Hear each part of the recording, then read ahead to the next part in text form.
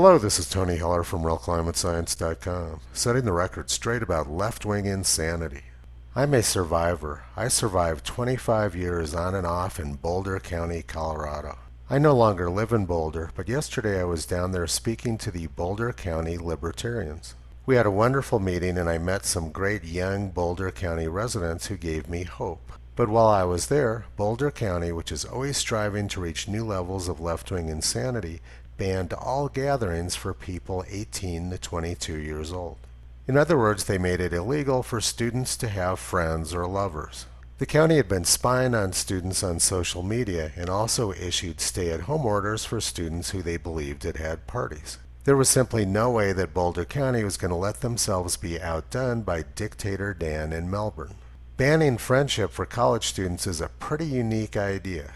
I heard about this ban from my waitress in Estes Park, Colorado last night, who told me she wasn't particularly happy about the fact that she had just spent $30,000 on her daughter's tuition at the University of Colorado.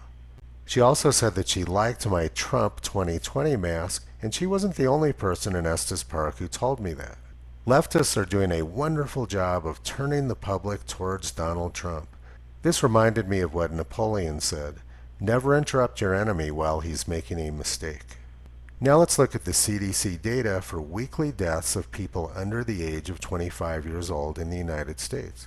The gray lines in this graph represent the previous 5 years and the red line represents 2020. You can see that this year deaths have been normal or below. COVID-19 is not killing people of college student age, so the question becomes, who is it that the Boulder County Commission is protecting? This is the Boulder County Commission. These are people of my age, baby boomers. And this is what baby boomers were doing in 1969 during the Hong Kong flu pandemic, which was much deadlier than COVID-19.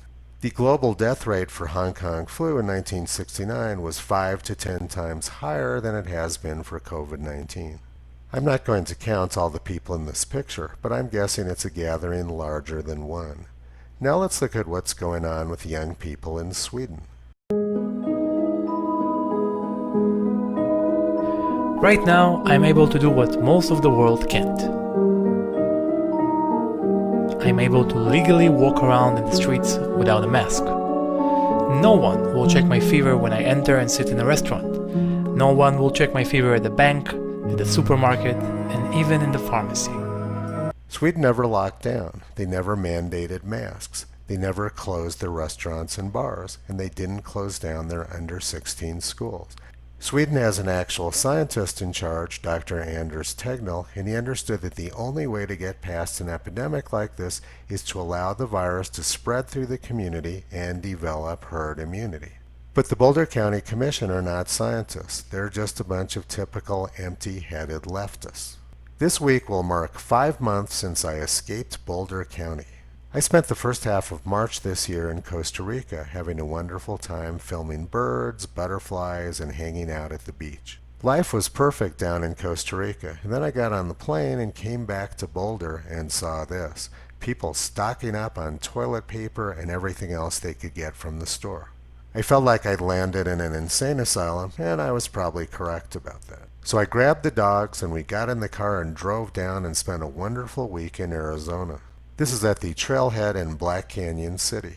But then we drove up to beautiful Sedona, which is just as crazy as Boulder is. I went into the Whole Foods market in Sedona. The shelves were half empty and people there looked like they were living through a zombie apocalypse. And then we drove up to Flagstaff, where I attended college at Northern Arizona University 30 years ago, and saw this sign. No public restrooms due to toilet paper shortage caused by theft. The zombie apocalypse had really hit now. Then I went over to my old apartment where I lived in 1989 and heard a very interesting conversation from a couple of co-eds. One of them said they'll never shut down the internet or social media because they want to keep us terrified. It was very encouraging for me to hear that because I realized that young people were aware of what the older generation was trying to do to them. If these girls lived in Boulder, Colorado now, though, they wouldn't be allowed to hang out together and have this conversation. If someone would have told you back in January that by September college students would not be allowed to have friends, you probably would have thought they were crazy. In fact, pretty much everything that's happened this year would have been considered wild conspiracy theory 8 months ago. Anyway, we left Flagstaff and drove back to colorful Colorado, and as soon as I got back, the governor announced that he was going to lock the state down. So we got right back in the car and drove to Kearney, Nebraska, where I spent 3 weeks filming sandhill cranes. It was a wonderful time. And on the way back from Nebraska, I stopped in Cheyenne, Wyoming, rented a house, went down to Boulder, picked my stuff up, and never looked back. Wyoming is the most Republican state in the country, and we're free here. It's the exact opposite of Colorado.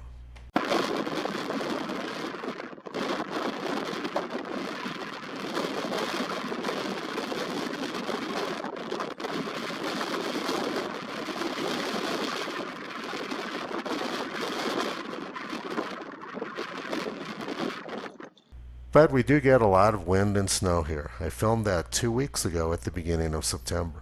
Toto will choose wind and snow over left-wing tyranny any day of the week. You can visit him in Kyrie on the web at realclimatescience.com.